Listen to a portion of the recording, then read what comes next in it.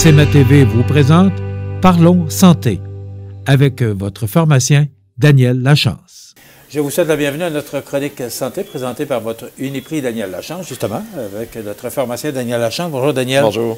Daniel, il y a 2 semaines, on parlait de troubles digestifs qui pouvaient s'apparenter, ou en tout cas pour les symptômes, le mal, à l'angine, parce qu'on dit crise d'angine. Est-ce que c'est vraiment une crise d'angine ou si on fait de l'angine? Les deux sont vrais. En fait, souvent, c'est qu'il y a des gens, parce qu'il y a différents types d'angines, mais si on voit les deux grandes familles, l'angine stable, l'angine instable, il y a des gens qui vont faire de l'angine à l'effort, donc ce qu'on appelle l'angine stable, puis qui sont à un niveau qu'on ne peut plus opérer ou pour une raison X. Là, des fois, les gens très âgés, donc ils ont des parois des artères qui sont épaissies par des dépôts de cholestérol. Donc, la lumière à l'intérieur de certaines artères est rétrécie s'ils font un effort, mais c'est stable. T'sais, ils vont le faire juste à l'effort, ils vont avoir une douleur s'ils vont au-delà de ce qu'ils sont capables. On prend un peu de nitro, ça va. Fait que ça, souvent, on va dire, ces gens-là, ils vont le savoir, ils vont dire, je fais de l'angine. Souvent, des gens assez âgés qui ne peuvent plus aller déboucher. C'est une expression qu'on entendait. C'est ça. Mais une crise d'angine, souvent, les gens qui ont fait l'association de crise d'angine, qui peut même aller jusqu'à l'infarctus, mais c'est souvent la première crise d'angine instable, c'est que c'est de l'angine qui arrive au repos. Les gens ils ont une douleur, ça serre. Et puis là, souvent, ce qu'on appelle soit un syndrome coronarien aigu ou un infarctus. Puis là, évidemment, souvent, c'est une lumière rouge. Ces gens-là se ramassent à Laval. Là, oui, c'est une lumière rouge. C'est ça. Oui, tout à fait. En fait... Comment on définit l'angine? En fait, l'angine en tant que telle, c'est que c'est un manque d'oxygène dans un muscle. Ici, on parle d'angine cardiaque. Là. Donc, c'est qu'il y a un rétrécissement au niveau des artères à cause de dépôt de cholestérol. Et puis, à un moment donné, si on demande plus d'oxygène, parce que, mettons, on fait un exercice physique, le cœur bat plus vite, plus fort, puis il a besoin lui aussi d'oxygène. Mais s'il n'y a plus assez d'apport sanguin pour y amener assez d'oxygène, il y a une douleur, c'est ce qu'on appelle l'angine. Donc, on devient en carence d'oxygène par rapport aux besoins pour ce patient. Là, donc, il va avoir une douleur musculaire associée. Donc, c'est ça, en grosso modo, de l'angine. À la base du problème, vient l'athérosclérose, dans le fond, qui est le dépôt de cholestérol, de mauvais cholestérol, dans les parois des artères. Dans le fond, qui se fait tout au long de la vie. Qu'on vieillit, on a tout à certains niveaux d'athérosclérose. Il y a des gens, malheureusement, qui, avec des facteurs génétiques, en font beaucoup plus que d'autres, ont des taux de mauvais cholestérol sanguin, mais aussi ont d'autres facteurs génétiques qui les amènent à avoir des dépôts qui se font de manière assez massive dans leurs artères. Donc, souvent, quand on voit des familles que tout le monde a des problèmes cardiaques à partir de 40 ans, là, c'est parce qu'ils ont un facteur génétique prédisposant.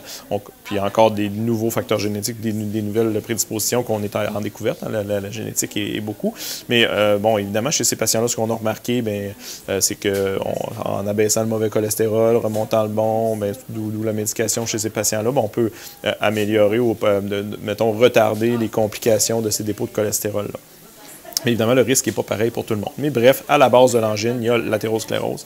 Et à un moment donné, quand les dépôts de cholestérol sont trop importants au niveau des artères coronaires, à un moment donné, ça sert parce que là, il n'y a plus assez de sang qui passe et tout ça. Puis ça va se présenter sous forme de douleur angineuse qui la plupart du temps, évidemment, oui, c'est une raison de consultation médicale immédiate. Là, on va aller déterminer quelle est l'ampleur des dégâts. Souvent, par contre, quand il y a un infarctus ou vraiment un blocage complet d'un artère, il y a quelque chose, les gens, des fois, vont penser que c'est vraiment le cholestérol qui va bloquer complètement l'artère, mais ça, souvent, c'est pas tout à fait ce qui se passe.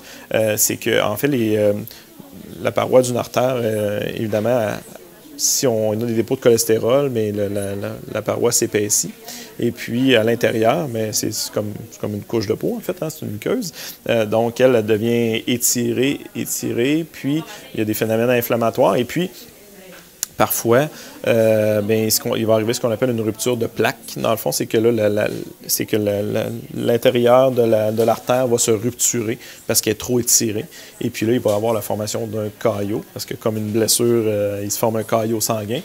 D'ailleurs, pourquoi on donne l'aspirine chez les gens qui ont des risques cardiovasculaires, dans le fond, c'est pour diminuer la grosseur du caillot qui pourrait arriver si, mettons, il y a une rupture de plaque.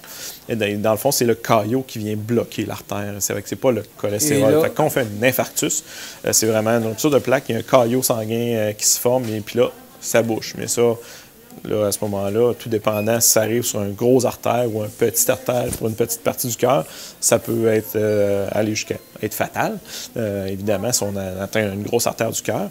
Mais là, chaque seconde compte à partir de ce moment-là, parce qu'évidemment, il faut se rendre à l'hôpital au plus sacrant, là, parce qu'évidemment, il faut qu'il aille réussir à débloquer cette artère-là. Donc, avec ce qu'on appelle soit une angioplastie ou des médicaments, tout dépendant, ça prend combien de temps avant qu'on se rende à l'urgence puis qu'ils peuvent faire l'intervention.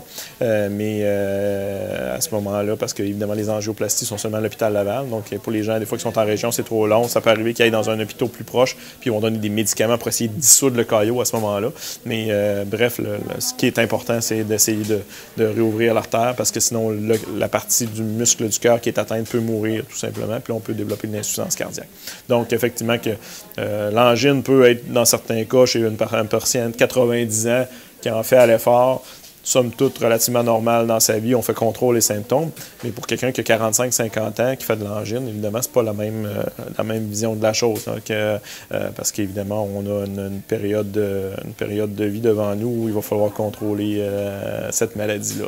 Fait que, on a parlé des troubles digestifs il y a 2 semaines. Comment on détecte le mal que ça peut faire? Parce que, bon, c'est similaire à... un bon ulcère d'estomac ou un spasme d'œsophage peut être comparable à de l'angine. Donc, évidemment, pour nous, en pharmacie, quelqu'un qui a mal et que de manière sévère à ce niveau-là, de toute façon, on va référer. Il n'y a aucun moyen d'être sûr hors de tout doute, à moins, dans le fond, quand ils vont arriver à l'hôpital, ces gens-là, de toute façon, même si on suspecte peut-être une cause digestive ou cardiaque, dans le fond, on va avoir des prises de sang pour aller voir les facteurs sanguins qui pourraient être des facteurs sanguins qui sont reliés à un infarctus ou à de l'angine, parce qu'il y a des facteurs sanguins qui vont nous indiquer ça.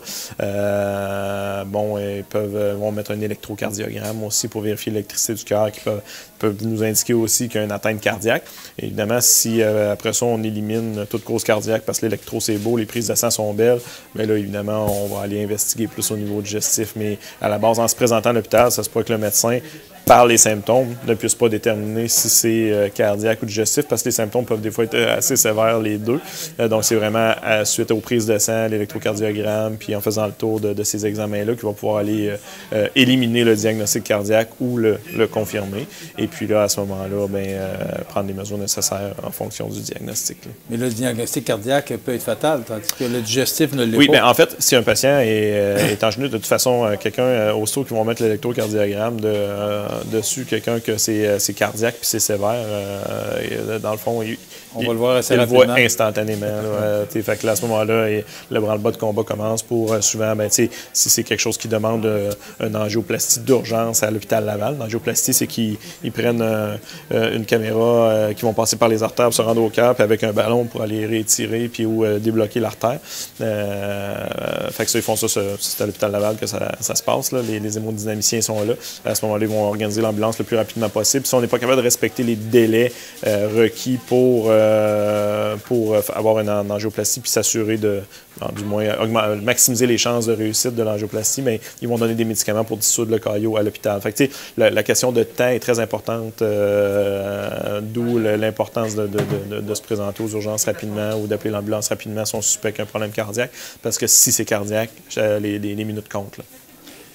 Est-ce que ça se soigne? Est-ce que ça se traite? Est-ce que... oui, ça se soigne aujourd'hui. Puis même, des fois, les gens qui vont faire un syndrome coronarien aigu, qui vont se ramasser à Laval, écoute, ils débouchent ça, ça se fait dans la journée. Ouais, des fois, ils vont être hospitalisés. Ils vont être hospitalisés 2-3 jours, merci, ils ressortent. Ouais. Ça se soigne tellement. Parce qu'ils mettent des tuteurs coronariens pour garder l'artère ouverte. Puis oui, ils ont des médicaments après tout ça pour éviter un deuxième événement puis prévenir les complications. Ceci dit, les gens se sentent bien après. Puis ils ont été 2-3 jours à l'hôpital. Puis des fois, les gens vont quasiment dire « bon, c'est pas si pire que ça ». Mais pourtant, autrefois, ils ouvraient à cœur ouvert à tous les fois. Aujourd'hui, c'est parce que la technologie puis les angioplasties puis les coronarographies ont amené une facilité de traiter ces problèmes-là. Bien, du moins pour une certaine période de temps, parce que quelqu'un qui a déjà eu un infarctus, on dirait que les plaques de cholestérol, il y en a encore dans ses artères. Fait que, il faut qu'il soit prudent pour ne pas en avoir un deuxième événement, parce que l'athérosclérose, non, on ne se traite pas. Les plaques qui sont là, ils sont là. On s'entend. Par contre, l'angine en tant que telle se traite parce que justement, ils vont aller dilater les artères, vont tout ça, puis après, les gens peuvent se sentir surprenamment bien. Donc, c'est ça. Ce qui est important, c'est de changer. Si on avait des mauvaises habitudes de vie, même si c'était 2-3 jours à l'hôpital, si on fumait, on mangeait mal, on avait du gras abdominal, on était inactif, là, c'est le temps. Là, si on a été chanceux, on n'a aucune conséquence cardiaque, on a débouché, ça va bien, ben là, c'est un méchant wake-up call. C'est action-réaction. Puis des fois, ce qui est plate, c'est que nos patients sont super motivés après, mais quelques mois, reprendre leurs mauvaises habitudes, continuer à fumer, ils ne sont pas plus actifs.